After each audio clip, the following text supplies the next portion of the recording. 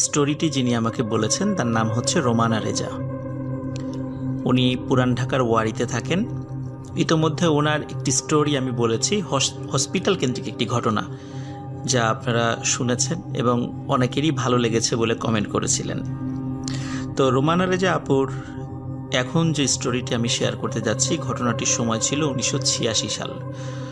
উনি সদ্য ইন্টারমিডিয়েট পরীক্ষা দিয়েছেন এবং ইন্টারমিডিয়েট পরীক্ষা দেওয়ার পর রেজাল্ট বের হতে 3-4 মাস সময় লাগতো। এই সময় সাধারণত মানুষ কোথাও ঘোরাফেরা করে বা ডিফারেন্ট কোনো অ্যাডমিশনের প্রিপারেশন নেয়।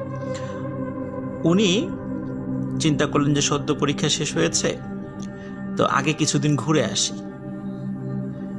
তো এরকম একটা সিচুয়েশনে ওরা পরিবার থেকে একটা পারিবারিক ট্যুরের আয়োজন করে এবং ট্যুরটা ছিল শ্রীমঙ্গলে। শ্রীমঙ্গলের ফয়জাবাদ নামক একটা জায়গা আছে, যেখানে ওনার ফুপা চা বাগানে চাকরি করতেন এবং চাকরি করার সুবাদে চা বাগানের বাংলোতে থাকতেন এবং ওনারা পারিবারিকভাবে যে ট্যুরটা আয়োজন করেন এবং পরিকল্পনা করেন তারা ওই বাংলোতে গিয়েই উঠবেন। যেই চিন্তা সেই কাজ, ওনারা সিলেটের শ্রীমঙ্গলে চলে যান। শ্রীমঙ্গলে যাওয়ার পরে ফয়জাবাদ চা বাগানের ওই বাংলোতেও তারা ওঠেন। প্রথম দিন যাওয়ার পর ওনারা বাংলোর একটি জিপে করে আশেপাশ ঘুরে দেখার জন্য বের হন এবং আশেপাশ চারদিকে ঘুরতে ঘুরতে ওই দিন অনেক দেরি হয়ে যায়। ওনারা আবার বাংলোতে ফিরে আসছিলেন। সময়টা রাত 2টো থেকে 2:30।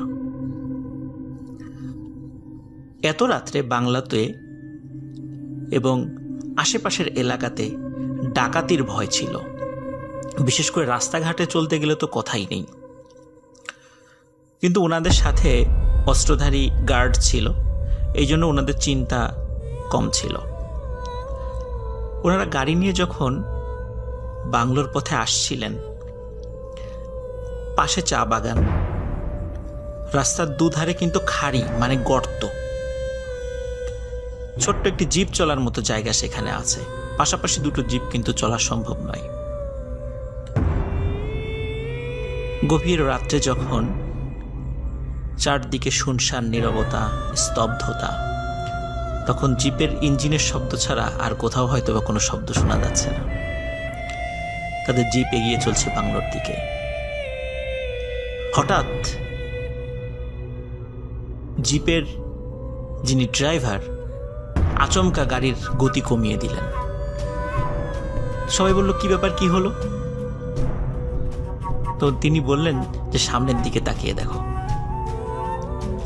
সামনের দিকে সবাই দেখে একজন মহিলা একটা ধূসর রঙের শাড়ি পরা, শাড়িটা বেশ ময়লা, লম্বা ঘোমটা দেয়া, পেছন থেকে বোঝা যাচ্ছে তার গড়নটা বেশ চিকন এবং আকার মোটামুটি 5 ফুট থেকে 5 ফুট 2 ইঞ্চির মধ্যে। তিনি ঠিক রাস্তার মাঝখান দিয়ে হেঁটে যাচ্ছেন। জিপ বারবার হুইসিল দিলেও উনি ডানেও যাচ্ছেন না, বাঁয়েও যাচ্ছেন না। এখন উনি এমন একটা জায়গায় দাঁড়িয়েছিলেন, জিপ যে তার পাশ কেটে চলে যাবে এমন কোনো উপায়ও ছিল না। গাড়ি থেকে একজন পরামর্শ দিল গাড়িটা থামিয়ে ওই মহিলাকে বলে তাকে রাস্তার পাশে নিয়ে যাওয়া, কিন্তু সাথে থাকা গার্ড সেই প্রস্তাব শুনেই বলল, এটা কখনোই করা যাবে না, এটা হতে পারে ডাকাতদের একটা ফাঁদ। কারণ ডাকাতরা অনেক সময়ই এভাবে রাস্তার মাঝখানে গাড়ির গতি কমানোর জন্য বিভিন্ন পদ্ধতি অবলম্বন করে অথবা রাস্তার সামনে গাছ ফেলে দেয়। তাই কোনোভাবেই গাড়ি থামানো যাবে না। ওই মহিলাটিকে দেখার সাথে সাথে গার্ডরাও তাদের অস্ত্র লোড করে ফেলে, যে এখনই হয়তো বা ডাকাতরা আক্রমণ করতে পারে। রোমানা রেজা আপু তখন উনি গাড়ির সামনের সিটে বসা ছিলেন। উনি ভয়ে বিভিন্ন দোয়া পড়া শুরু করেন। আসলে উনি ভূতের ভয়ে যে দোয়া পড়েছেন বিষয়টা এমন নয়, উনি ভয় পাচ্ছিলেন ডাকাতরা আক্রমণ করবে। বিভিন্ন দোয়া পড়তে পড়তে উনি একসময় শব্দ করে আয়াতুল কুরসি পড়া শুরু করেন। যখনই আয়াতুল কুরসির কিছু অংশ উনি পাঠ করেছেন, সবাই দেখে ওই যে মহিলার আকৃতির কাপড় পরা একটা আকৃতি দেখা যাচ্ছে, সেটি রাস্তার বা পাশে, যেই পাশে চা বাগান ছিল, সাঁ করে মানে এত দ্রুত গতিতে একটা দৌড় দেয়, মুহূর্তের মধ্যে চা বাগানের মধ্যে মিলিয়ে যায়। সবাই অবাক হয়ে যায়, এটা কিভাবে সম্ভব? কোনো মানুষের পক্ষে তো এটা সম্ভবই নয়। শুধু মানুষ নয়, কোনো প্রাণীর পক্ষেও সেটা সম্ভব নয়। কেন সম্ভব নয়? কারণ চা বাগানের পাশেই পানির একটি লাইন করা থাকে। বৃষ্টির পানিগুলো চা বাগানের গাছ গড়িয়ে এসে ওই লাইনে পড়ে পানিগুলো বের হয়ে যায়। সুতরাং একটা ট্রেঞ্চ বা পরিখা বা গর্ত থাকে, লম্বা গর্ত বা একটা নালা থাকে। কোনো মানুষকে যদি রাস্তা পার হয়ে চা বাগানের ভিতরে যেতে হয়, তাহলে রাস্তা থেকে নেমে আগে ওই নালাটা পার হতে হবে। নালাটা একটা গর্ত, সেই গর্তে নেমে আবার উপরে উঠতে হবে। এই মহিলা কিভাবে এত দ্রুত সাঁ করে চলে গেল? সবাই হতভম্ব হয়ে যান। সাথে থাকা টর্চ লাইটগুলো জ্বালান, কিন্তু ওই মহিলাকে আর কোথাও দেখা যায় না। উনি যদি চা বাগানের ভিতর দিয়েই যাবেন, তাহলে তো গাছগুলোও নড়বে, কিন্তু কোনো গাছের নড়াচড়াও ছিল না। শুধু টর্চের আলোতে গাছই দেখা যাচ্ছিল, ওই মহিলাকে আর দেখা যাচ্ছিল না, গাছের নড়াচড়াকেও দেখা যাচ্ছিল না। উপস্থিত সবাই বেশ ভয় পেয়ে যান। তারা এই বিষয়টা বিশ্লেষণ করতে করতে বাংলোতে ফিরে আসেন। পরের দিন আবারও তারা ঘুরতে বের হন। তারপরে 1-2 দিন কোনো সমস্যা হয়নি, কিন্তু তৃতীয় দিন বাংলোতে এই রোমানা আপু, ওনার ফুপুর যে ছেলে, ওনার ফুফাতো ভাই, বয়স ছিল 5 বছর, তার সাথে একটি অদ্ভুত ঘটনা তিনি প্রত্যক্ষ করেন। রাত তখন প্রায় 1টা কি 1:30। বাংলোর সবাই গভীর ঘুমে আচ্ছন্ন। হঠাৎ ওনার ফুফাতো ভাইয়ের চিৎকার চেঁচামেচি ওনার কানে আসে, এবং ওনার সাথে থাকা আরও যারা আত্মীয় স্বজন, যারা ট্রিপে একসাথে পারিবারিকভাবে গিয়েছিলেন, সবাই সেটা শুনতে পায়। সবাই ঘুম থেকে উঠে যায়। উঠে চিন্তা করেন, কী ব্যাপার, এরকম অস্বাভাবিক রকমের শব্দ কেন সে করছে এবং চিৎকার চেঁচামেচি কিসের? তখন ওনারা এগিয়ে আসেন এবং ওনার ফুপা ফুপুকে জিজ্ঞেস করেন, কী ব্যাপার, কী হয়েছে? তখন রোমানা আপু লক্ষ্য করেন ওনার ফুপাতো ভাইকে ওনার ফুপা খুব শক্ত করে চেপে ধরে রেখেছে, এবং ওনার ফুপাতো ভাই এই 5 বছর বয়সী একটি বাচ্চা, যার শরীরে কিন্তু এত শক্তি থাকার কথা নয়। যে ওনার ফুপা অনেক উঁচা লম্বা শক্তিশালী, তিনি ওনার 5 বছরের সন্তানকে ধরে রাখতে পারছেন না। সে শুধু বারবার বলছে, আমাকে ডাকছে, আমাকে ডাকছে, আমি বাইরে যাব, আমাকে বাইরে যাব, আমাকে যেতে দে, আমাকে যেতে দে। ভাঙচুর শুরু করে দিয়েছে, সে যে কোনো মূল্যে বাইরে যাবে। বহু কষ্টে তাকে আটকে রাখা হয়। এই ঘটনার কারণ যখন জিজ্ঞাসা করা হয়, তখন তার ফুপা ফুপু সবাইকে বলেন, বেশ কিছুদিন ধরে তাদের সন্তান রাতের বেলা জেগে ওঠে এবং বলে যে চা বাগানের মধ্যে থেকে কে যেন তাকে ডাকছে, এবং তাকে কোনোভাবে আটকে রাখা যায় না। কখনো কখনো চা বাগানের মধ্যেই চলে যায়, তাকে ধরে নিয়ে আসতে হয়। রাত্রেবেলা খুব চিৎকার চেঁচামেচি করে। কেন এমন ঘটনা ঘটছে তারা বুঝতে পারছেন না।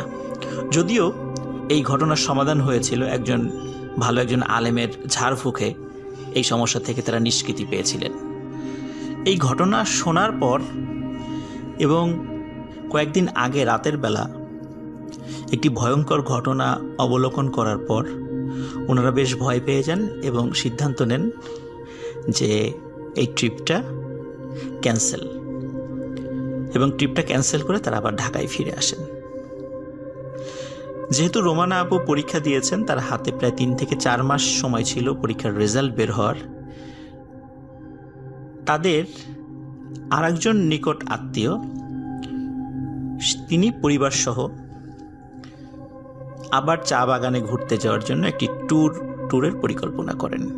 এবং এখানে বলে রাখা ভালো, রোমানা আপুর 2 জন ফুপু রয়েছে এবং এই 2 ফুপুর হাজবেন্ডই শ্রীমঙ্গলের 2টো চা বাগানের ম্যানেজার ছিলেন।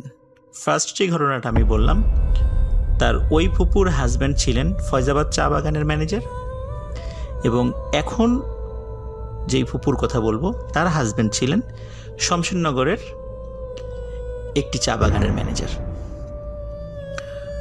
প্রথম ঘটনার কারণে ওই আত্মীয় এবং রোমানা আপু তারা শমশেরনগরের বা ফয়জাবাদের ওই ফুপুর বাসায় যেতে আগ্রহী ছিলেন না, যেহেতু সেখানে প্যারানর্মাল বিষয়গুলো ঘটছিল এবং ভয় পেয়েছিলেন। এই জন্য এই ট্যুরের সিদ্ধান্ত হয় যে তারা অন্য ফুপুর বাড়িতে বেড়াতে যাবেন। যথারীতি যে পরিকল্পনা সেই কাজ, তারা রওনা দিলেন। তাদের নিজস্ব গাড়িতে ঢাকা থেকে রওনা দেন। এই বাংলোটির নাম আমি বলবো, এটি একটি বিদেশি কোম্পানির একটি চা বাগান ছিল শমশেরনগরের। এই বাংলোর নাম রয়েছে ডবল চেরা বাংলো। ওই সময়ে পুরো শমশেরনগরে দোতলা বিশিষ্ট একটি মাত্রই বাংলো ছিল, সেটা হচ্ছে ডাবল চেরা বাংলো। এই ডাবল চেরা বাংলোতেই ওনার ফুপু এবং ফুপা থাকতেন। তাদের গাড়িটা শ্রীমঙ্গলে যেতে যেতে বেশ রাত হয়ে যায়, রাত 11টা বেজে যায়। বাংলোটা টিলার উপরে। গাড়ি যখন টিলার উপরে উঠছিল তখন রোমানা আপু হঠাৎ খেয়াল করেন যে গাড়ির ব্রেকের উপরে তার ফুপা, আরেকজন ফুপা আর কি, চাপ দিয়ে ধরে রেখেছেন, কারণ গাড়িটা চালাচ্ছিলেন তার ফুপা। কিন্তু গাড়িটা অটোমেটিক্যালি ব্রেকে চাপ দেওয়ার পরেও বাংলোর উপরে উঠে চলছে, অথচ কোনোভাবেই এই গাড়িটি উপরে ওঠার কথা নয়। রোমানা আপু তখন টুকটাক ড্রাইভিং শিখছিলেন, যার কারণে কখন গাড়ি থামবে কখন চলবে এই বিষয়ে তার একদম একটা সাধারণ ধারণা ছিল। তিনি খেয়াল করছিলেন তার ফুপা গাড়ি চালাচ্ছেন, কিন্তু তার চোখ দুটো বড় বড় হয়ে আছে, জাস্ট হাত দুটো শুধু স্টিয়ারিংয়ের উপরে রাখা এবং পা ব্রেকের উপরে রাখা, চাপ দিয়ে ধরে রাখা। তিনি কোনো কথা বলছিলেন না, মনে হচ্ছে উনি এমনভাবে হতভম্ব হয়েছেন তার মুখ দিয়ে কোনো কথাই বের হচ্ছে না। এদিকে রোমানা আপু চিৎকার করবেন কিনা বুঝতে পারছেন না, কারণ গাড়ি কিভাবে চলছে, গাড়ি কোনোভাবেই এভাবে উপরে ওঠার কথা নয়। মনে হচ্ছে কে বা কারা পেছন থেকে প্রচণ্ড গতিতে ধাক্কা দিয়ে গাড়িটাকে টিলার উপরে নিয়ে যাচ্ছে। তারা ধারণা করেছিলেন টিলার উপরে গিয়ে হয়তো বা গাড়িটা টিলার অপর পাশে ছিটকে পড়ে যাবে, কিন্তু অদ্ভুত ব্যাপার হলো টিলার উপরে উঠেই গাড়িটা থেমে যায়। তখন তারা হাফ ছেড়ে বাঁচেন, কিন্তু গাড়ির মধ্যে থাকা কোনো ব্যক্তিকে, রোমানা আপু এবং তার ফুপা যিনি গাড়ি চালাচ্ছিলেন, তারা কোনো কিছু বলেন নাই। হয়তো বললে তারা আরো ভয় পেয়ে যাবেন। যাই হোক, তারা নামার পরে বাংলোতে যান। যাওয়ার পরে বাংলোতে থাকা রোমানা আপুর ফুপা ফুপুকে এই গাড়ির ঘটনাটা খুলে বলেন। তখন তারা এই ঘটনাটা শুনে খুব বেশি অবাক হলেন না, এবং তাদের অবাক না হওয়া দেখে রোমানা আপু এবং তার আত্মীয় স্বজন তারা সেখানে গিয়েছিলেন, তারাই অবাক হন। কী ব্যাপার, এরকম একটা ঘটনা ঘটলো, ওনারা অবাক কেন হলেন না? জাস্ট এতটুকুই বললেন, ও তোমাদের সাথেও শুরু হয়েছে। তো ওনার কথার আসলে আগা মাথা ওনারা ওইভাবে কিছু বুঝতে পারেন নাই। পরের দিন ওনারা আশেপাশে ঘোরাঘুরি করে ক্লান্ত, রাতের বেলা ওনারা চলে এসেছেন। ওই রাত্রেও তেমন কোনো সমস্যা তারা ফেস করেননি। পরের দিন অদ্ভুত একটি ঘটনা ঘটে। পরের দিন ঘোরাঘুরি করে ওনারা মোটামুটি বিকালের মধ্যেই বাংলোতে ফিরে আসেন। বাংলোতে 3 জন স্টাফ ছিল। একজন ছিল চৌকিদার, আর একজন ছিল বাবুর্চি, আর একজন ছিল বেয়ারা বলে তাকে। এরা সাধারণত রোস্টার ডিউটি করে। চৌকিদার যিনি একদিন রাত্রে ডিউটি করেন, পরের দিন উনি রাত্রে নাইট ডিউটি করেন না, আরেকজন করেন, ওই 3 জনের মধ্যে আরেকজন করেন। এইভাবে রোস্টার ডিউটি করে রাত্রে ডিউটি দেওয়া হয়। ওই দিন যার রোস্টার ডিউটি ছিল তাকে নিয়ে একটি ঘটনা ঘটে। এখানে একটা বিষয় বলে রাখা ভালো, রোমানা আপুর ফুপু উনি শরীরে একটি তাবিজ পরতেন। যেহেতু বাংলাতে বিভিন্ন ধরনের সমস্যা হতো, এই জন্যই উনি তাবিজ ব্যবহার করতেন। একদিন ঠিক সন্ধ্যার পর উনি কিচেনের দিকে যান। এক্ষেত্রে বলে রাখা ভালো, বাংলোর মধ্যে কিচেন ছিল না, কিচেনটা ছিল বাংলোর কম্পাউন্ডের মধ্যেই, বাট বাংলোর বাইরে। সিমেন্টের এক ধরনের চুলা ছিল সেখানে, বেশ মাটি থেকে উঁচু, সেখানে রান্না হতো। উনি চিন্তা করলেন যে যেহেতু গেস্ট আসছে, দেখি পাহারাদাররা আসছে কিনা, ওদেরকে কিছু ইনস্ট্রাকশন দেওয়া যায় কিনা, এই চিন্তা করে উনি কিচেনের দিকে আগাতে থাকেন। হঠাৎ করে রোমানাপুর ফুপু উনি কাঁধে খুব ঠান্ডা নিঃশ্বাস ফিল করেন। মনে হচ্ছে খুব ভারী এবং ঠান্ডা নিঃশ্বাস ওনার কাঁধের উপর পড়ছে। তো উনি থমকে যান যে কি ব্যাপার, এমনটা কেন হচ্ছে। হঠাৎ করে তার কানের কাছে একটি পরিচিত কণ্ঠ বলে ওঠে, তাবিজটা দে। এটা শোনার সাথে সাথে উনি মারাত্মক ভয় পেয়ে যান এবং ওনার গলার সাথে তাবিজটা ছিল, সুতো দিয়ে বাঁধা ছিল। উনি ডান হাত দিয়ে এক টানে তাবিজটা ছিঁড়ে ফেলেন এবং ছিঁড়ে ফেলেই সাথে সাথে ওনার শরীরের আঁচলে গিট দিয়ে বেঁধে ফেলেন এবং বেঁধে ফেলার সাথে সাথে উনি জোরে একটি দৌড় দিয়ে বাংলোর ভিতরে চলে আসেন। এসেই উনি সেন্সলেস হয়ে পড়ে যান। সবাই তাকে পানি ছিটা দিয়ে জ্ঞান ফেরায়। জ্ঞান ফেরানোর পর জ্ঞান ফিরেই উনি বলে, এই আমার তাবিজটা কোথায়? আমি শাড়ির আঁচলের সাথে গিট দিয়ে রেখেছিলাম। সবাই দেখে এবং রোমানা আপু দেখেন যে তার ফুপুর সেই শাড়ির আঁচলে গিট রয়েছে, কিন্তু গিটটি খোলার পরে দেখা যায় সেখানে তাবিজটি নেই। তখন বলা হয় যে আমাকে চৌকিদার ডাক দিয়েছিল। অদ্ভুত ব্যাপার হলো, চৌকিদার তখনও ডিউটিতে আসেই নাই। সাধারণত সন্ধ্যার পরেই ডিউটিতে চলে আসে। ওই দিন কোনো কারণে তার পরিবারের সদস্য অসুস্থ ছিল, এই কারণে তখনও চৌকিদার ডিউটিতেই আসেনি। কিন্তু অন্য 2 জন বেয়ারা ছিলেন এবং বাবুর্চি ছিলেন, তারা চলে এসেছিলেন। তাদেরকে জিজ্ঞাসা করা হলে তারা বলে, না তো চৌকিদার আসেনি, আপনি ভুল দেখেছেন, আমরা তো চৌকিদারকে দেখিনি। এই ঘটনা যেদিন ঘটে সেই রাত্রেই রোমানা আপু অদ্ভুত একটি ব্যাপার লক্ষ্য করেন। রাত তখন 2টো কি 2:30। হঠাৎ দোতলাতে, যেহেতু বাংলোটা দোতলা ছিল, ডবল চেয়ার বাংলো দোতলা, আমি শুরুতেই বলেছি, মনে হচ্ছে আসবাবপত্র কেউ টানা হেঁচড়া করে এক জায়গা থেকে আরেক জায়গা নিয়ে যাচ্ছে। উনি চিন্তা করলেন যে এত রাত্রে কে হতে পারে। ওনার আগ্রহ সৃষ্টি হয়, কিন্তু তারপরেও উনি বের হননি। সকালে ওনার ফুপুকে জিজ্ঞাসা করেন যে রাত্রে যে আমি আসবাবপত্র টানা হেঁচড়ার শব্দ শুনলাম, এটা কি, আপনারা কি কেউ সরিয়েছিলেন? তখন তার ফুপু বলে, ও তুমিও শুনেছ? তখন রোমানা আপু বলে যে আপনার এই বাংলোতে আসলে কি ঘটে আমাকে একটু বলবেন? তখন তার ফুপু বলে, উনি প্রথম দিন যখন এই বাংলোতে এসেছিলেন সেদিন রাত্রে উনি দেখেছিলেন যে এখানকার আসবাবপত্রগুলো একা একাই এক জায়গা থেকে আরেক জায়গা চলে যায় এবং উনি প্রচণ্ড ভয় পেয়ে সেন্সলেস হয়ে গিয়েছিলেন, যার কারণে উনি তাবিজ ব্যবহার করেন যাতে করে ভয় না পান এবং কেউ কোনো ওনার ক্ষতি করতে না পারে।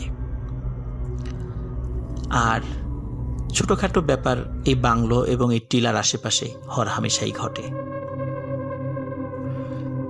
সকালে এই ধরনের কথা শোনার পর ওনারা আবারও সিলেটের এই ট্যুরটা ক্যান্সেল করে চলে আসেন।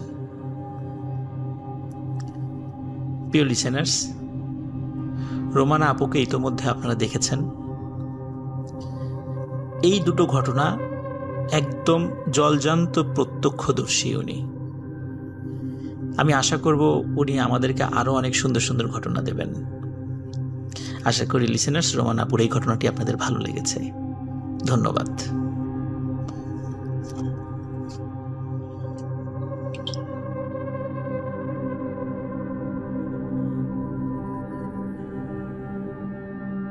আসসালামু আলাইকুম রাসেল ভাই, আশা করি ভালো আছেন সব সময়কার মতো। আপনাকে অসংখ্য ধন্যবাদ 22তম এপিসোডে আমার একটি ঘটনা প্লে করার জন্য। আপনার লিসেনার এবং ভক্তদেরকে অসংখ্য ধন্যবাদ জানাচ্ছি আমার ঘটনাটি শুনে পজিটিভ ফিডব্যাক দেওয়ার জন্য। আমি সাইফুল ইসলাম ঢাকার খিলক্ষেত থেকে বলছি। আমার গ্রামের বাড়ি হচ্ছে ব্রাহ্মণবাড়িয়া জেলায়। আজকে আমি যে ঘটনাটি প্লে করব সেটি আমার এক দূর সম্পর্কের আন্টির সাথে ঘটে যাওয়া। বলে রেখে ভালো, আমি পড়াশোনা কমপ্লিট করি আমার নানার বাড়ি থেকে। আমার নানার বাড়ি একই জেলা এবং একই উপজেলায়। তো রেস্ট্রিকশন থাকার কারণে আমি উপজেলার নামটি শেয়ার করছি না। ঘটনাটি ঘটে 2007 সালে, তখন আমি ইন্টারমিডিয়েট কমপ্লিট করেছি মাত্র। ঘটনাটি ঘটে আনুমানিক সন্ধ্যা 8টা থেকে 9টা নাগাদ। ঘটনাটির প্রত্যক্ষদর্শীর বেশিরভাগ অংশটার প্রত্যক্ষদর্শী আমরা অনেকেই ছিলাম, গ্রামের অনেকেই ছিল। তো তখন খুব গরমকাল ছিল। তো আজ থেকে 8-9 বছর পূর্বে বা 10-12 বছর পূর্বে লোডশেডিংয়ের পরিমাণটা একটু বেশি ছিল। তো ঠিক ওই দিনেও একই রকম ছিল, লোডশেডিং ছিল প্রায় সন্ধ্যা 6টার পর থেকে 8টা-9টা পর্যন্ত কারেন্ট ছিল না। তো আমরা গ্রামের মধ্যে সবাই বাইরে আড্ডা মারছিলাম। তো ঠিক তখনই আমরা একটা চিৎকারের আওয়াজ শুনতে পাই। চিৎকার, মা বলে একটা চিৎকার। চিৎকারটা খুব জোরে একটা চিৎকার ছিল। তো আমরা সবাই বলা বলি করছিলাম, এত জোরে একটা চিৎকার কোন দিক থেকে আসলো, মনে হচ্ছে পূর্ব দিক থেকে আসছে। তো কিছুক্ষণ পরে শুনলাম যে একটা ছেলে কান্নাকাটি করছে আর কি, সে তার বোনকে খুঁজে পাচ্ছে না। তো সে যে বোনটার কথা বললো সেই বোনটি আমার আন্টি হয়, দূর সম্পর্কে আন্টি। তো গিয়ে আমরা সবাই দৌড়াদৌড়ি করে গেলাম। এখানে গিয়ে জিজ্ঞাসা করলাম কী হলো। তো সে তখন বললো তার ভাইটি আমাদের সমবয়সী ছিল, আমাদের থেকে 2-3 বছরের বড় হবে। তো জিজ্ঞাসা করলাম কী হলো, ঘটনা কী, আপনি কান্নাকাটি করছেন কেন? বললো যে আমার বোন একটু ঘর থেকে বের হয়েছে প্রকৃতিটাকে সার দেওয়ার জন্য, তো এখন পর্যন্ত ঘরে ফিরে আসছে না, ওকে খুঁজে পাচ্ছি না। একটা চিৎকার শুনলাম, চিৎকার শোনার পরে আমি ওকে খোঁজাখুঁজি করতেছি, কিন্তু কোথাও খুঁজে পাচ্ছি না। তো বললাম যে আমরাও তো চিৎকারটা শুনেছি, এখন কোন দিকে গেছে, এখন আমরা আপনাকে একটু হেল্প করতে পারি খোঁজার জন্য। তো আমরাও খোঁজাখুঁজি করতেছি অনেক দূরে। তো বলে রাখা ভালো রাসেল ভাই, আজ থেকে 10-12 বছর আগে কিন্তু মানুষের যে ওয়াশরুম যেটা, সেটা কিন্তু ঘরের কাছে থাকতো না, মানে একটু দূরে থাকতো আর কি। এটা ঘরের পাশে থাকাটাকে অনেকে আনহাইজেনিক মনে করতো। তো আমরা আশেপাশে চারদিকে যতটুকু সম্ভব খোঁজাখুঁজি করছি, কিন্তু কোথাও খুঁজে পাচ্ছি না। তো তার ভাই তো প্রায় পাগল কারণ তার খুব আদরের বোন ছিল এটা। তো খোঁজাখুঁজি করতেছে। তো এখন তো বলে রাখা ভালো রাসেল ভাই, চিৎকারের পর কিন্তু আমরা একটা প্রচণ্ড একটা আওয়াজও শুনতে পেয়েছিলাম যে পানির মধ্যে কী যেন একটা পড়েছে, এরকম একটা আওয়াজ। তো তার ভাই সম্ভাব্য সব জায়গায় খোঁজার পর সব জায়গায় যখন খুঁজলো কোথাও খুঁজে পাচ্ছে না, তখন সে ভাবলো আমার মনে হয় আমার বোন পানিতে পড়েছে, পানিতে হবে। তো কিন্তু প্রথম অবস্থায় পানিতে খোঁজ নেওয়া হয়নি, এই কারণে যদি পানিতে পড়ে যেত তাহলে কিন্তু পানির মধ্যে একটা আলোড়ন সৃষ্টি বা ওয়েভ দেখা যেত, কিন্তু পানিটা খুবই শান্ত ছিল। তো যার জন্য আমরা খোঁজাখুঁজি করছিলাম হারিকেন দিয়ে, টর্চ লাইট দিয়ে, কিন্তু কোথাও খুঁজে পাচ্ছিলাম। তো শেষ পর্যন্ত তার ভাই বললো না, আমার মনে হচ্ছে যে আমার বোন পানিতেই আছে কোথাও। সে তখন পানিতে নেমে পড়লো, পানিতে নেমে খোঁজাখুঁজি করছে। আমরা তো আছি ওর পাশে, আমরা উপরে আছি, পানিতে নামি নাই। তো সে খোঁজাখুঁজি করছে পানিতে, কোথাও খুঁজে পাচ্ছে না। তো যেদিক দিয়ে সচরাচর মানুষ গোসল করতে নামে পুকুরে, প্রথমত সেই দিকে খোঁজা হয়, কিন্তু সেদিকে কোথাও পাওয়া যাচ্ছিল না। তো সে দেখে পুকুরের ঘাট থেকে প্রায় 10-15 হাত দূরে সে তার বোনের যে ওড়নাটা, সে ওড়নাটা সে দেখতে পায় পানির মধ্যে। তো সে ওই ওড়নাটার কাছে গিয়ে ওড়নাটা পায়, কিন্তু তার বোনকে খুঁজে পাচ্ছিল না। তো সে পানিতে ডুব দিয়ে বিভিন্ন জায়গায় খোঁজার চেষ্টা করে, তো বসে পাচ্ছিল না। তো শেষ পর্যন্ত সে যখন পুকুরের পাড়ের কাছে যখন আসে, তো তখন তার বোনের একটা পা তার পায়ের সাথে লাগে। তো তার চিৎকার দিয়ে বলে যে এখানে কিছু একটা আছে। সে তার বোনের পা টাচ করার পর সে দেখে লোকেশনটা জাজ করার চেষ্টা করে যে কোথায় আছে। তো এক পর্যায়ে সে দেখতে পায় যে তার বোনের মাথাটা মানে আমরা যেটাকে বলি কড়ই গাছের যে শিকড়ের মধ্যে মাথাটা ঢোকানো, মানে গুজে রাখা আছে এরকমটা। তো ফরচুনেটলি মাথাটা পানির নিচে ছিল না, পানির উপরে ছিল, কিন্তু মেয়েটা বেহুশ ছিল আর কি, সেন্সলেস ছিল। তো মেয়েটার বয়সটা আমি বলতে ভুলে গেছিলাম। মেয়েটা তখন প্রায় 9-এ পড়তো, মেবি 8 অথবা 9-এ পড়তো। তো সে এখান থেকে তার বোনকে উদ্ধার করে নিয়ে এসে, তখনও সেন্সলেস ছিল, মাথার মধ্যে পুরো বডিতে কাদা মাখামাখি ছিল। তো যখন কাপড় চোপড় চেঞ্জ করে যখন তার বিছানায় যখন শোয়ানোর পর যে সরিষার তেল অথবা অন্য কিছু দিয়ে হাত পা মালিশ করে তার জ্ঞান ফেরানো হয় আর কি। তো জ্ঞান ফেরানোর পর যেটা হয় রাসেল ভাই, মেয়েটার আচরণগুলো অস্বাভাবিক ছিল, মানে পজেস হলে যেরকম হয় আর কি, অস্বাভাবিক ছিল। সে কাউকে চিনতে পারতেছে না, পাশাপাশি সে সবার দিকে এমনভাবে তাকাচ্ছে যেন সবাইকে সে মেরে ফেলবে, বা কাউকে সে সহ্য করতে পারছিল না। তার মানে মেয়েটা তার নিজের মধ্যে নেই, মানে তার ভিতর থেকে অন্য কেউ যেন একটা আচরণ করছে। তো এভাবেই প্রায় ঘটনাটা চলছিল। তো মেয়েটাকে কেউ আটকে রাখতে পারছে না, মানে মেয়েটা সে ঘর থেকে বের হয়ে যাবে, মানে সে এখানে থাকবে না, সে ঘর থেকে বের হয়ে যাবে। তো সবাই ওকে ধরে রাখার চেষ্টা করতেছে। এখানে ওর যে চাচারা ছিল, ছোটো চাচা বড় চাচা, ওরা সবাই ওকে ধরে রাখতেছে। কিন্তু আমরা চোখের সামনে দেখতে পাচ্ছি, মানে একটা মেয়ের শরীরে এত শক্তি কীভাবে আসে, 3-4 জন তার 2 হাতে 2 পায়ে ধরেও রাখতে পারতেছে না। মনে হয় যে সে খাট থেকে মানে উড়ে চলে যাবে, এরকম একটা অবস্থা, এত শক্তি দেখাচ্ছে। তো এভাবেই চলছিল। তো তার এক ছোটো চাচা এক সময় একটা প্রসেস করে যে আমাদের যে কনিষ্ঠ আঙুলি যেটা, সেটা আমাদের চাপ দিয়ে ধরে জিজ্ঞাসা করে যে তুই কে, তুই কোত্থেকে এসেছিস, এমনিতে সে একটা রিচুয়াল করার চেষ্টা করে আর কি, যদিও সে কোনো হুজুর ছিল না। তো সে যখন এই প্রচেষ্টা করার চেষ্টা করে, তখন সে মেয়েটা এক তাচ্ছিল্য হাসি দিয়ে বলে, তুই আমার আঙুলে কেন ধরেছিস, তুই আমার কি করতে পারবি, তোর চেয়ে বড় বড় হুজুরে আমার এখন পর্যন্ত কিছু করতে পারে না। তোর যে বাবা, মানে দ্যাট মিনস মেয়েটার দাদা আর কি, তোর যে বাবা এর আগেও আমাকে ইয়াসিন সূরা পড়ে, মানে তোদের যে ইসলাম ধর্মের সবচেয়ে যে গুরুত্বপূর্ণ সূরা পড়ে আমাকে ফু দিয়েছে, কিন্তু কোনো কাজ হয়নি, কারণ তুই তো কিছুই না। এমন তাচ্ছিল্য হাসে, মানে আমরা ওর হাসিটা দেখে সত্যি আমরা অনেক ভয় পেয়ে যাই। তারপর মেয়ের দাদাও অনেক সূরা পড়ে অনেক চেষ্টা করে মেয়েটার যে পজেস অবস্থা থেকে তাকে ফিরিয়ে আনার জন্য, কিন্তু কোনো কিছু হয় না। মানে মোট কথা হচ্ছে সে ঘর থেকে বের হয়ে যাবে, আর সে কাউকে কেয়ার করছে না, মানে এত জোর দেখাচ্ছে। বিশেষ করে রাসেল ভাই, মানে তখন আমরাও যে গিয়ে ওকে ধরবো বা এরকম আমাদেরও সাহস হচ্ছিল না কি, ওর চোখ মুখের অঙ্গভঙ্গি মানে দেখে আমাদের সাহস হচ্ছিল না যে ওকে গিয়ে আমরা ধরবো। তারপরও ধরে রেখেছে, ওর চাচাতো ভাই সবাই ধরে রেখেছে। তো এক পর্যায়ে গ্রামের যে হুজুরকে ডাকা হয় আনা এখানে চিকিৎসা করার জন্য আর কি। তো হুজুর যখন আসছিল, আমরা তখন মেয়েটার ঘরের দরজার পাশাপাশি দাঁড়িয়েছিলাম। তো হুজুর আসতেছে, আমরা দেখতেছি দূরে, ধরেন 40-50 গজ দূরে হবে আসতেছে। সে মেয়েটা ঘর থেকে বলতেছে যে হুজুরকে ডেকেছিস, হুজুর তো আসতেছে, এই হুজুর আমার কিছুই করতে পারবে না, এই হুজুর এর চেয়ে বড় বড় হুজুর আমার কিছু করতে পারে নাই, আর এই হুজুর তো কিছুই করতে পারবে না। তো আমরা অবাক হয়ে গেলাম যে সেই ঘরের মধ্যে থেকে সে কীভাবে হুজুরকে জাজ করলো যে হুজুর আসতেছে, যদিও আমরা ভিজুয়াল করেছিলাম যে আসতেছে, মেয়েটা তো ঘরের মধ্যে ছিল। তো হুজুর আসার পরে হুজুর ওর অ্যাটিটিউড দেখে হুজুর একটু ঘাবড়ে যায়, কারণ ওর শরীরে প্রচণ্ড শক্তি দেখাচ্ছিল। তো হুজুর শেষ পর্যন্ত তার রিচুয়াল বা প্রসেস স্টার্ট করে সে সরিষার তেল এবং এই যে শুকনো মরিচ একসাথে মিশিয়ে কি যেন একটা করলো, করে মেয়েটার নাকে তারপর চোখের দিকে এরকম দিল। দেওয়ার পর তো প্রচণ্ড চিৎকার, মানে মেয়েটার চিৎকার, এমন চিৎকার যে চিৎকার শুনে রাসেল ভাই সাধারণ মানুষ ভয় পাবেই। আর ওর কণ্ঠস্বরটা এরকম ছিল যে সাধারণ মানে স্বাভাবিক ছিল না, খুব ভারী একটা কণ্ঠ। মানে আমরা বুঝতে পারছিলাম যে নিশ্চিত সে এখন তার নিজের মধ্যে নাই, ওর মধ্যে অন্য কিছু একটা আছে।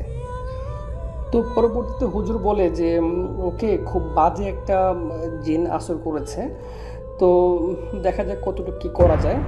তো শেষ পর্যন্ত হুজুর সেই জিনটার বা ওই মেয়েটার, যেটাই বলেন আপনারা, বয়ান নেওয়া শুরু করে।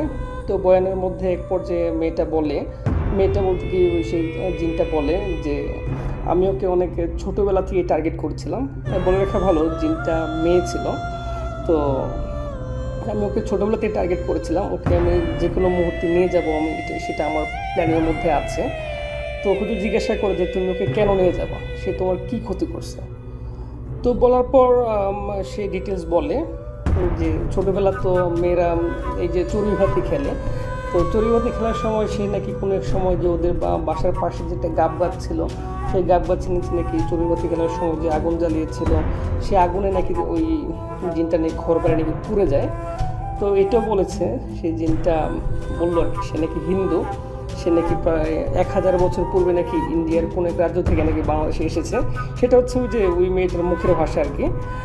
তো এই কথা বলার পর এখন বলছে যে সেটা তো সে যেহেতু চড়ুইভাতি খেলতে গিয়ে আগুন জ্বেলেছে, তোমাদের ঘর পুড়ে গেছে, সেটা তো ছোটোবেলার কাহিনী, সে তো ছোটোবেলায় এগুলো করেছে, তো এখন তুমি তাকে কেন করছো, পজেস করেছে কেন, বা ওর কাছে কেন আসছো? যে আমরা আমাদের ঘর বাড়ি পুড়ে ফেলার পর আমরা ওকে টার্গেট করেছি, ওকে যে কোনো সময় নিয়ে যাব, তো আজকে নিয়ে যেতে পারতাম, তো হয়তো কোনো একটা কারণে সম্ভব হয়নি, নিয়ে যেতে পারিনি, কিন্তু আমি ওকে নিয়ে যাবই, যে কোনো মুহূর্তে তোরা কিছুই করতে পারবি না। এখন যদি নিয়ে যেতে নাও পারি, ভবিষ্যতে কোনো একদিন হলো আমি এটাকে নিয়ে যাব। তো এইভাবে অনেক জিজ্ঞাসাবাদ চলতে থাকে রাসেল ভাই। তো জিজ্ঞাসাবাদের এক পর্যায়ে সেই জিনটা মানে তাকে ছেড়ে যেতে রাজি হয়। তো ছেড়ে যেতে রাজি হওয়ার সময় হুজুর একটা শর্ত দেয়। তো এর মধ্যে কিন্তু রাসেল ভাই অনেক রিচুয়ালি অনেক কিছুই করে, মেয়েটাকে আঘাত করে, লাঠি দিয়ে আঘাত করে, মানে অনেক কিছুই করে আমাদের সামনে।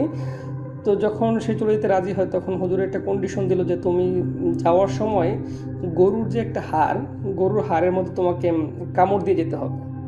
তো এই কথা বলার পর তো পুরোপুরি অস্বীকার, সে কখনোই গরুর হাড়ে কামড় দেবে না, অন্য যাই কিছু সে করবে, কিন্তু সে গরুর হাড়ে সে কখনোই কামড় দেবে না। তো হুজুরের কথা ছিল তোমরা যদি যেতেই হয় তাহলে তোমাকে ওই গরুর হাড়ে কামড় দিয়েই যেতে হবে। তো এইভাবে অনেকক্ষণ কথা কাটাকাটি হয়, বা অনেক রাগান্বিত চেহারা মেয়েটার বা জিনটা, অনেক রাগান্বিত চেহারা হুজুরকে বলে তুই আমার সাথে যা করতেছিস তোর কিন্তু আমি ক্ষতি করবই, তোরও ক্ষতি করব, মেয়েটারও ক্ষতি করব, তুই আমাকে ছেড়ে দেখো না, আমি এখন চলে যাব। তো হুজুর বলে না, তোমাকে এভাবে যেতে দেওয়া হবে না, তোমাকে গরুর হাড়ে কামড় দিয়েই যেতে হবে। তো অনেক কথা কাটির পর সে কখন রাজি হচ্ছিল না। তো সে বললো, হুজুর বলল আচ্ছা ঠিক আছে, তোমাকে গরুর হাড়ে কামড় দিতে হবে না, তুমি যাও, ঠিক আছে। তো এখন যদি তুমি যাচ্ছ, যাওয়ার সময় তুমি প্রমাণ রেখে যাওয়া এবং তুমি কমিটমেন্ট করে যাওয়া যে তুমি কখন আর ফিরে আসবে না। তো জিনটা কমিটমেন্ট করে সে আর কখনো ফিরে আসবে না, এবং একটা শর্ত থাকে যে যাওয়ার সময় সে একটা বার্জার, যেটা বলে বার্জারের একটা ডাল, মানে সে চলে যাচ্ছে তার একটা প্রমাণ রেখে যাবে আর কি। তো বার্জারের একটা ডাল সে ভেঙে যাবে। তো বলে রাখা ভালো রাসেল ভাই, এর মধ্যে কিন্তু আমার সাথে ছোট্ট একটা ঘটনা ঘটে ওইখানেই। তো হুজুর আসার পূর্বে আর কি, যখন হুজুর আসার পূর্বে যখন সবাই ওকে ধরে রাখছিল, তখন সে মেয়েটা, আমরা তো ওখানে প্রেজেন্ট ছিলাম, তো সেই মেয়েটা আমাকে বলতেছে আর কি, আমার আন্টি, যে তুই এখানে আসছিস কেন, তুই তো মায়ের এক ছেলে না, আর তোকে আমি খুব ভালো করে চিনি, তুই এখানে আসছিস কেন, তোর কিন্তু এখানে আসা ঠিক হয়নি। তো এই কথাটা কিন্তু রাসেল ভাই আমাকে বলে, যখন এই কথাটা বললে তখন অবশ্য ভয় পেয়েছিলাম। আবার অন্যদিকে আই ওয়াজ 18 years old, আর আমার বন্ধুবান্ধব অনেকেই ছিল এখানে, তো মনে মনে ভয় পেয়েছিলাম, কিন্তু ভয়টা প্রকাশ করিনি। তো যাই হোক, পরবর্তীতে যখন সে চলে যাওয়ার জন্য যখন হুজুরের কাছে যখন কমিটমেন্ট করে, সে গাছের একটা ডাল মানে বার্জের একটা ডাল সে ভেঙে যাবে।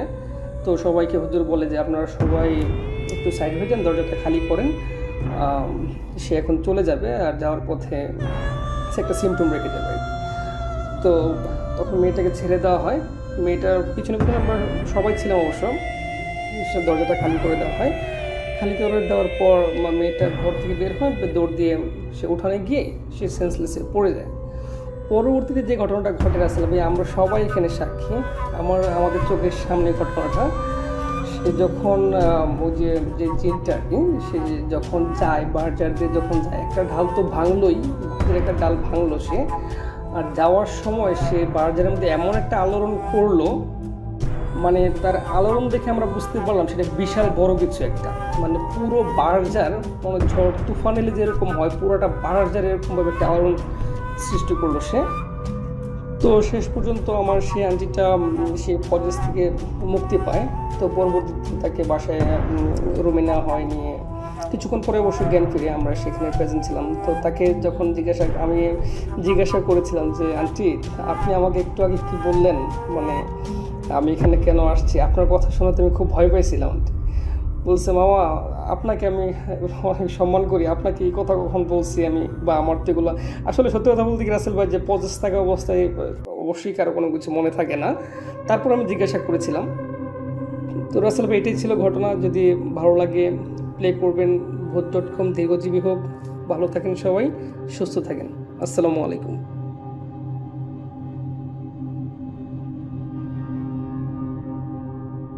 আসসালামু আলাইকুম। ভূত.com-এর সকল লিসেনারদেরকে জানাচ্ছি শুভেচ্ছা। আমি আফরান আছি আপনাদের সাথে। আশা করি সবাই ভালো আছেন, সুস্থ আছেন, স্বাস্থ্যবিধি মেনে চলছেন। লিসেনার, আজকে আমি যে ঘটনাটি আপনাদের সাথে শেয়ার করব, এই ঘটনাটি একটি হসপিটাল কেন্দ্রিক ঘটনা। আপনারা অনেকেই হসপিটালের ঘটনা শুনতে চান। আমি আশা করব আজকের ঘটনাটি তাদের অনেক অনেক ভালো লাগবে।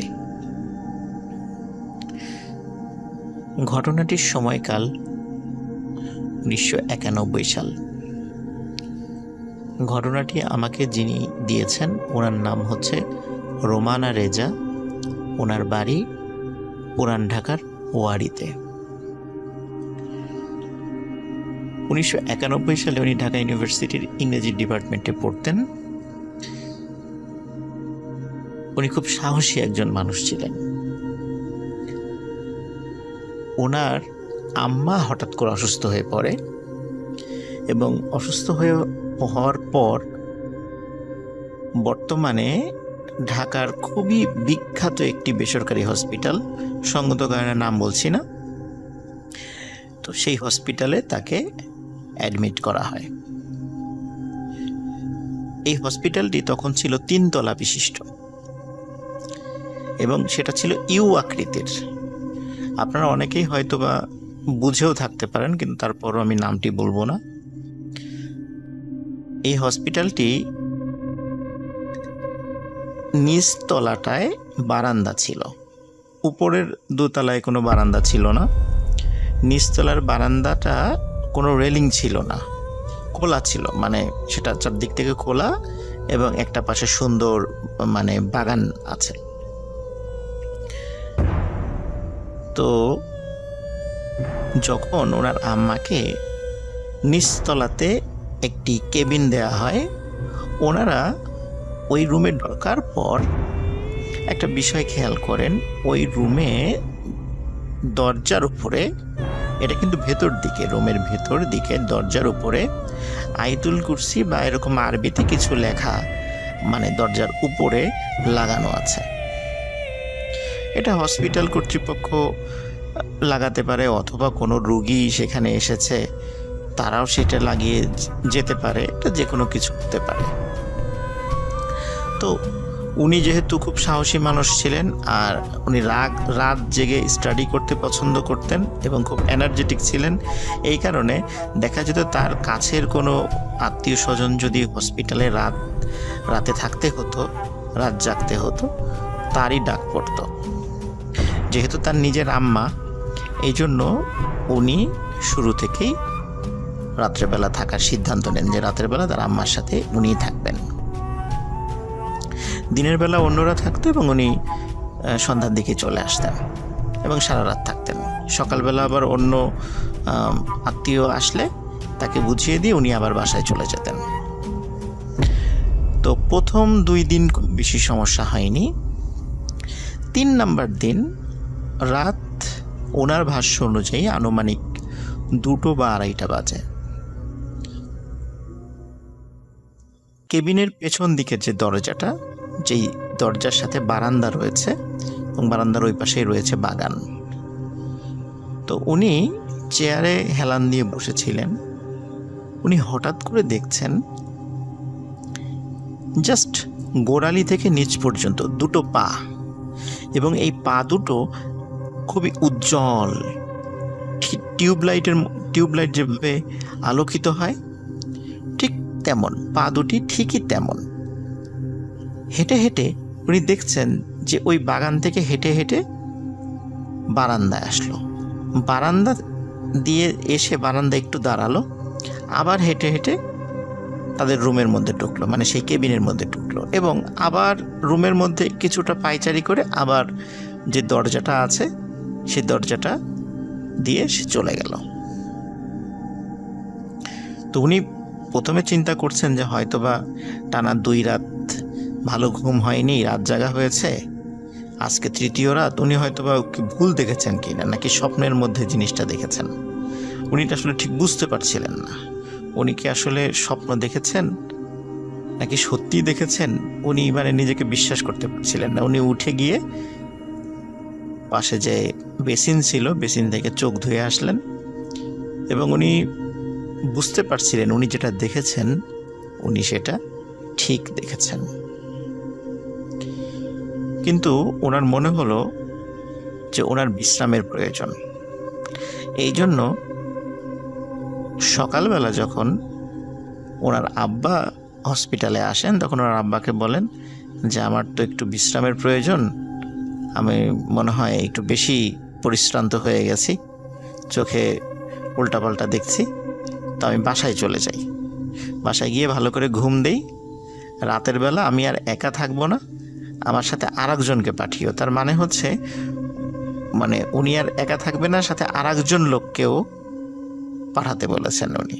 তো ওনার আব্বা বললো ঠিক আছে, তার খালাকে উনি পাঠিয়ে দেবেন, তাহলে উনি আর ওনার খালা আর ওনার আম্মা 3 জন থাকবেন রুমে।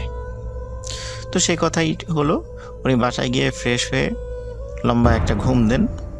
উনি আবার সন্ধ্যায় ওনার খালাকে নিয়ে চলে আসেন। খালাকে নিয়ে চলে আসার পর অদ্ভুত কিছু ব্যাপার ঘটতে থাকে। সেটা হচ্ছে যে খালা কিন্তু রাত জাগার প্রিপারেশন নিয়ে আসছেন এবং উনি সারাদিন ঘুমিয়েছেন যাতে করে উনি রাত জাগতে পারেন। কিন্তু খালা যখনই ওই রুমের মধ্যে আসেন, আসার সাথে সাথে উনি বলেন যে আমার খুব ঘুম পাচ্ছে, আমি বসে থাকতে পারছি না। উনি সাথে সাথে পাশে যে চেয়ার ছিল সেই চেয়ারে বসে পড়েন এবং ঘুমিয়ে যান, এবং ওনাকে অনেক ডাকাডাকি করে, কিন্তু উনি ঘুমের ভেতরে বলতে থাকেন যে আমি কিছুতেই চোখ খোলা রাখতে পারছি না, এত ঘুম আমার কেন আসছে আমি জানি না। তার মানে এটা বলতে বলতেই উনি একদম মানে ঘুমিয়ে যান, ওনাকে আর কোনোভাবেই জাগানো সম্ভব হয় না। তখন এই রোমানা আপু উনি যেটি করেন সেটা হচ্ছে যে উনি চিন্তা করেন যে আজকে রাত্রে আমাকে জাগতে হবে। তো উনি অন্য দিনের মতোই স্বাভাবিকভাবেই উনি ওনার আম্মার পাশে পায়ের দিকে উনি ওই হসপিটালে বেডের সাথে একটু হেলান দিয়ে উনি বসে আছেন। তো হঠাৎ করে মনে হলো যে উনি একটু বারান্দায় গিয়ে পায়চারি করবেন। উনি বারান্দার দিকে যান। বারান্দার দিকে গিয়ে হঠাৎ করে একটা জায়গায় ওনার চোখ আটকে যায়। উনি দেখেন ওনাদের যে বারান্দাটা, এই বারান্দা বরাবর ঠিক অপোজিট পাশে দোতলাতে একটি রুমের লাইট জ্বালানো। আমি আগের থেকে বলে নিয়েছি দোতলাতে কোনো বারান্দা ছিল না, সেটা সরাসরি রুমের মতো আর কি, মানে সেই রুমে কোনো বারান্দা নেই। তো উনি খেয়াল করেন ওই রুমের মধ্যে স্পষ্টভাবে দেখা যাচ্ছে যে সাদা কাপড় পরা কিছু একটা দাঁড়িয়ে আছে। উনি ভালো করে খেয়াল করেন যে সাদা কাপড় পরা যেটা দাঁড়িয়ে আছে সেটার আকৃতিটা অন্যান্য সাদা কাপড় পরা কোনো মানুষের মতো নয়। একটি লাশ যখন কবর দেওয়া হয়, এই কবর দেওয়ার সময় যখন একটি লাশকে কাফনে পেঁচানো হয়, মাথাটা যেমন বাঁধা হয়, ঠিক সেইভাবে একটি লাশ দাঁড়িয়ে আছে। লাশটি কাফনে মোড়ানো, মাথার উপরে বাঁধা। এবং আরও অদ্ভুত ব্যাপার এবং ভয়ানক ব্যাপার হচ্ছে, উনি যখন একটু সাইডে সরে যান, মনে হয় লাশটাও মানে ওনার দিকে ঘুরে যাচ্ছে। উনি যদি ডানে আসেন, মনে হয় লাশটা ওনার দিকে যাচ্ছে, উনি যদি বাঁয়ে আসেন, মনে হয় লাশটা ওনার দিকে যাচ্ছে। তো উনি চিন্তা করেন এটা কি কোনো মানুষ ওভাবে দাঁড়িয়ে আছে নাকি দূর থেকে উনি ভুল দেখছেন, এটা আসলে উনি খুব একটা বুঝতে পারছিলেন না। এই জন্য উনি কী করেন, আবার বেসিনে গিয়ে একটু হাত মুখ ধুয়ে আসেন। হাত মুখ ধুয়ে এসে দেখেন যে অদ্ভুত ব্যাপার, ওই লাশটা ওরকমই রয়েছে। তখন উনি বেশ ভয় পান। ভয় পেয়ে তাড়াতাড়ি এসে ওনার খালাকে ডাকার চেষ্টা করেন, ওনার খালাকে ডাকার চেষ্টা করেন, ওনার মাকে ডাকার চেষ্টা করেন, তাদের চোখে মুখে পানি ছিটিয়ে দেন, কিন্তু কোনোভাবেই তাদের ঘুম ভাঙানো যাচ্ছিল না। এটা কিন্তু অদ্ভুত ব্যাপার, কারণ একটা মানুষের ঘুম ভাঙানোর জন্য যত চেষ্টা করার দরকার উনি করেছেন, কিন্তু কোনোভাবেই তাদের ঘুম ভাঙানো যাচ্ছিল না। কেন এত বেশি ঘুম এসেছিল এটা আসলে উনি বুঝতে পারছিলেন না। পরবর্তীতে উনি যখন ভয়ে ভয়ে আবার দোতলার ওই জানালার দিকে তাকান, তখন দেখেন ওটার ভেতরের ওই রুমের লাইট বন্ধ হয়ে গেছে এবং ওখানে কেউ নেই। প্রথমে উনি ভাবেন যে হয়তোবা উনি ভুল দেখেছেন, কিন্তু সকালবেলা উনি দোতলার ওই জায়গাটাতে, ওই রুমের ওইখানে যান, গিয়ে দেখেন সেই রুমটা তালাবন্ধ এবং মনে হচ্ছে গত কয়েক মাসে ওই রুমে কোনো রুগী আসেনি। রুমটা বেশ ময়লা আবর্জনা রয়েছে। তখন ওইখানে একজন নার্সকে জিজ্ঞেস করেন যে গতকালকে কি এইখানে কোনো রুগী ছিল? তখন নার্স খুব অবাক হন যে কেন আপনি এই প্রশ্ন করছেন কেন? তখন উনি বলেন যে গতকালকে রাত্রে আমি এইখানে একজন মানুষকে দেখেছি সাদা কাপড় পরা। তখন নার্স খুব হেসে দেন যে ইম্পসিবল, এটা হতেই পারে না, গত কয়েক মাসে এই রুমে কোনো মানুষ ঢোকেনি, আর যেহেতু এটার বারান্দা নাই, সুতরাং এখানে তো অন্য পাশ থেকে মানুষ আসার কোনো সুযোগই নাই, আপনি ভুল দেখেছেন। উনি বলছেন না, আমি এইখানেই দেখেছি। কিন্তু নার্স বলে আপনি, এটা অসম্ভব, এখানে কোনো মানুষ গত কয়েক মাসে আসেনি, এই রুমে পরিষ্কারও করা হয়নি এবং এখানে কোনো রুগীও আসেনি, আপনি ভুল দেখেছেন। তখন ওনার মনে খটকা লাগে, তাহলে আমি রাত্রে কি দেখলাম? এটা এই কাফন পরা, এটা কি দেখলাম? তো উনি আসলে নিজের মনকে বিশ্বাস করাতে পারছিলেন না। প্রথম দিন উনি যেই মানে বডি ছাড়া পা দেখেছিলেন, এটা প্রথমে কাউকে বলেননি, কিন্তু এই ঘটনাটা ঘটার পরে উনি ওনার অন্যান্য আত্মীয় স্বজন, ওনার মা, ওনার খালা, ওনার বাবার সাথে ঘটনাটা শেয়ার করেন। ঘটনাটা শেয়ার করার পরে তারা বলেন যে তুমি এটা ভুল দেখেছো, ওটা তো অন্য কোনো মানুষও থাকতে পারে, এই বলে তারা তাকে সান্ত্বনা দেন। এর পরে কয়েকদিন কোনো ধরনের কোনো সমস্যা হয়নি, স্বাভাবিক ছিল, উনিও স্বাভাবিকভাবে ছিলেন। কিন্তু একটা অদ্ভুত ঘটনা ঘটে যায় এর ঠিক 5 থেকে 7 দিনের মাথায়। ওনাদের নিচতলায় ঠিক পাশের রুমে, নিচতলাতেই ঠিক পাশের রুমে একটি ঘটনা ঘটে। সেটা হলো সকালবেলা খুলনা থেকে, ওনার ভাষ্য অনুযায়ী খুলনা থেকে একটি রুগী আসে, যার শরীরের ভিতরের গুরুত্বপূর্ণ অর্গানগুলো টোটালটাই নষ্ট হয়ে গিয়েছিল। তো এরকম একটি রুগী যখন সেখানে নিয়ে আসা হয়, নিয়ে আসার পরে ওই রুগীর সাথে বেশ কিছু আত্মীয় স্বজন ছিলেন, তারা খুব কান্নাকাটি করছিলেন। ওদিকে রুগীর অবস্থা সিরিয়াস হওয়ার কারণে ওই কেবিন থেকে সব লোকদেরকে বের করে দেওয়া হয়, কাউকে ভিতরে ঢুকতে দেওয়া হচ্ছিল না। এমনকি ওই রুগীর সাথে থাকা ওই রুগীর মা এবং ওই রুগীর স্ত্রীকেও রুম থেকে বের করে দেওয়া হয়, বলে যে আপনারা পরে আসবেন। এদিকে ওই সময়টা ছিল খুব ঠান্ডা, কারণ ওইটা 1991 সালে জানুয়ারি কি ফেব্রুয়ারি মাসের দিকে ঘটনা। ওই সময় খুব ঠান্ডা ছিল। ঠান্ডা থাকার কারণে এই ঘটনা কিন্তু দিনের বেলার ঘটনা বলছি। ঠান্ডা থাকার কারণে মানে দিনের বেলা এবং সকালবেলা ছিল। তো সকালবেলা যেহেতু স্বাভাবিকভাবেই ঠান্ডা ছিল, আর ওই সময় শৈত্যপ্রবাহও পড়েছিল। তো আর ওই রুগীর স্ত্রীর সাথে ওই রুগীর 7-8 বছর বয়সী একটা বাচ্চাও ছিল, এবং বাচ্চার নাম ছিল হচ্ছে জনি। রোমানা আপু আমাকে বলেছেন ওই বাচ্চার নামও তার মনে আছে, বাচ্চার নাম ছিল জনি। তারা খুলনা থেকে এসেছিলেন। তো রোমানা আপুর আম্মা বললেন যে ওরা তো বাইরে কষ্ট পাচ্ছে ঠান্ডার মধ্যে, তাহলে আমাদের রুমে বসতে বলো। তো রোমানা আপু তাদেরকে ডাক দিলেন এবং ডেকে বললেন আপনারা আমাদের রুমে বসেন।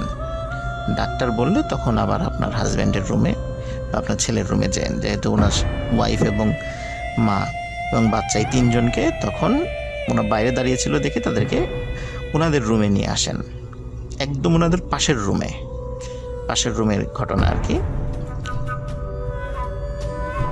ওনারা বসে আছেন, কথা বলছেন যে কি হয়েছে না হয়েছে এইগুলো ওনারা শেয়ার করছিলেন।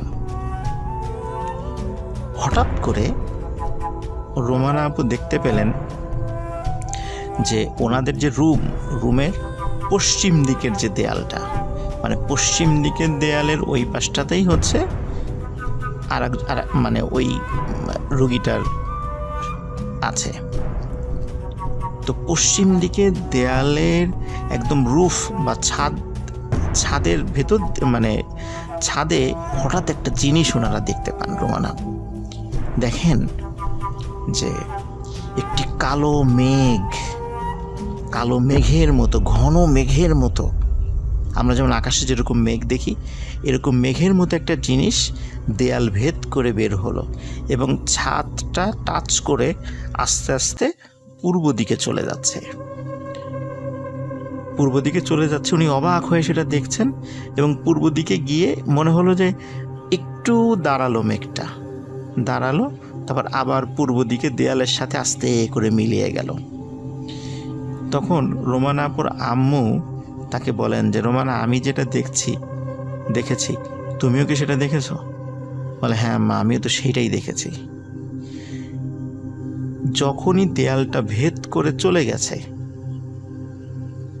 ওই মেঘটি, তখন ওনাদের রুমে একজন নার্স প্রবেশ করে ওই 2 জন মহিলা এবং ওই বাচ্চা তাদের উদ্দেশ্যে বলে যে আপনাদের রোগী মারা গেছে। তখন তারা তো ছুটতে ওই চলে যায়, কিন্তু তারা কিন্তু ওই মেঘটা দেখেনি। একটা অদ্ভুত ব্যাপার যে কেন ওই মেঘটা পশ্চিম দিকের ওই পাশ থেকে বের হয়ে এসে আবার পূর্ব দিকের দেয়ালের দিক দিয়ে মিলিয়ে গেল, কেন এটা হলো? তো ওনারা যেটা বলেছেন যে আসলে তার ইন্তেকালের পরে আত্মাটা ওই দিক দিয়ে চলে গেছে, হয়তো আজরাইল আলাইহিস সালাম ওই দিক দিয়ে আত্মাটা নিয়ে গেছেন, এবং যেহেতু ওইখানে তার মা, স্ত্রী এবং সন্তান ছিল, এই জন্যই হয়তো বা এই দিক দিয়ে এইভাবে গেছে। এটা একটা অদ্ভুত ব্যাপার ছিল। আমি এটা শোনার পরে আসলে এটা আমার কাছেও বিশ্বাস করতে খুব কষ্ট হচ্ছিল। তো ঘটনাটি আমার ধারণা ছিল যে হয়তো বা এখানেই শেষ, কিন্তু আর একটা বিষয় এখানে যুক্ত হয়। সেটা হচ্ছে 1991 সালে ওনার আম্মা অসুস্থ ছিল, ঠিক 2010 সালে একই হসপিটালে ওনার আব্বাকে ভর্তি করায়। ওনার আব্বা একজন গভর্নমেন্ট অফিসার ছিলেন, মোটামুটি খুবই ভালো লেভেলের একজন কর্মকর্তা ছিলেন। তো যার কারণে ওখানে ভিআইপি কেবিনে তাকে ওঠানো হয়। আর ওখানে ওইটা ছিল, উনি আমাকে বলেছেন ওই হসপিটালের দোতলাতে 207 নাম্বার রুমে ওনারা অবস্থান করছিলেন, কিন্তু পরবর্তীতে ওনার আব্বার অবস্থা খারাপ হওয়ার কারণে আইসিইউতে একটু শিফট করা হয়। কিন্তু ওনারা, রোমানা আপু এবং ওনার আম্মা তখন ওই 207 নাম্বার রুমেই ওনারা ছিলেন, কারণ আইসিইউতে তো ওনারা থাকতে পারবেন না, কিন্তু ওনাদের তো হসপিটালে অবস্থান করতে হবে, এই জন্য 207 নাম্বার রুমে ওনারা ছিলেন।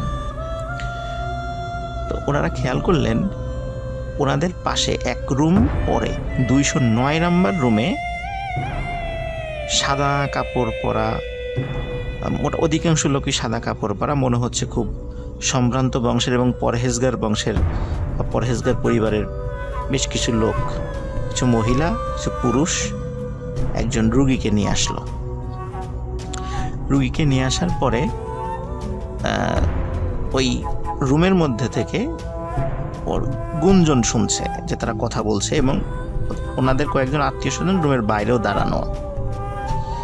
তো রোমানা আপু খুব অবাক হচ্ছেন, কি মানে ওনাদেরকে দেখে খুব সম্ভ্রান্ত এবং পরহেজগার বলে মনে হচ্ছে।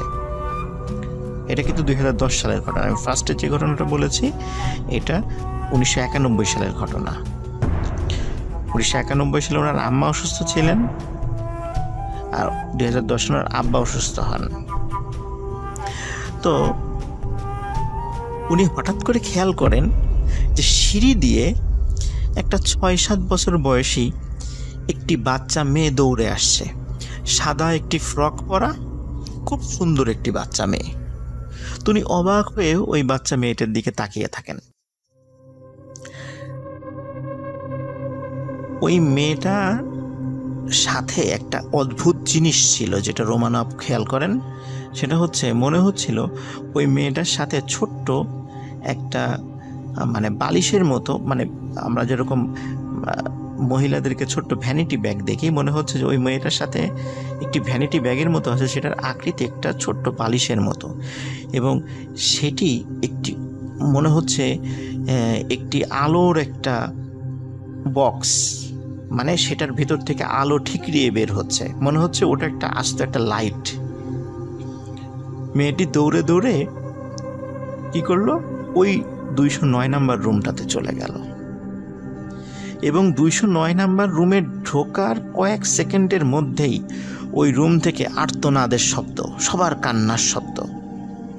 তো উনি ছুটে ওই রুমে চলে গেলেন, গিয়ে দেখলেন যে ওই বেডে একটি পুরুষ এবং বয়স্ক পুরুষের মৃতদেহ পড়ে আছে, এবং ওই রুমে কোনো বাচ্চা মেয়ের কোনো নিদর্শনই নাই।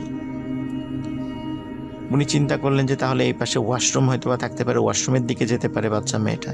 উনি দেখলেন না, এই রুমটার সাথে অ্যাটাচ ওয়াশরুম নাই, বারান্দাও নাই। তাহলে এই মেয়েটা কোথায় গেল? ওই সময় যেহেতু মানুষ মারা গিয়েছে, কৌতূহল হয়ে কাউকে জিজ্ঞেস করা যাচ্ছে না, কিন্তু পরবর্তীতে লাশ বের করার সময় ওই রোগীর একজন আত্মীয়ের কাছে জিজ্ঞেস করেছিলেন যে আচ্ছা, একটু আগে আমি একজন মেয়েকে ঢুকতে দেখেছি, আপনারা কি দেখেছেন? বলে কই না তো, আমাদের সাথে কোনো মেয়ে, ছোট বাচ্চা মেয়ে আসে নাই, আর আমরাও কোনো মেয়েকে দেখি নাই। উনি খুবই অবাক হন যে তাহলে আমি কি দেখলাম। উনি প্রথম 1991 সালে যে ঘটনাটা ফেস করেছিলেন, যে একটি মেঘের মতো মেঘ চলে গেল, তারপর একজনের মৃত্যু হলো, আবার একটি বাচ্চা মেয়ে সে ওই রুমে ঢুকলো, কয়েক মুহূর্তের মধ্যে তার মৃত্যু হয়ে গেল। উনি কি দেখলেন, কি ছিল ঘটনা? এই রহস্যর আজও কুলকিনারা হয়নি। হসপিটাল কেন্দ্রিক এই ঘটনাটি রোমানা আপু আমাকে শেয়ার করেছেন। লিসেনার, আশা করি আপনাদের সবার ভালো লেগেছে। সবাই ভালো থাকবেন, সুস্থ থাকবেন। রাসেল ভাইকে অসংখ্য ধন্যবাদ এই প্যান্ডেমিক সিচুয়েশনের মধ্যে মুহূর্ত.com-কে চালিয়ে নেওয়ার জন্য। লিসেনার, আপনাদেরকেও ধন্যবাদ, আপনার ধৈর্য ধরে আমাদের সাথে আছেন। আমাদের জন্য দোয়া করবেন, আমরাও আপনাদের জন্য দোয়া করি। সবাই সুস্থ থাকবেন, ভালো থাকবেন। আসসালামু আলাইকুম।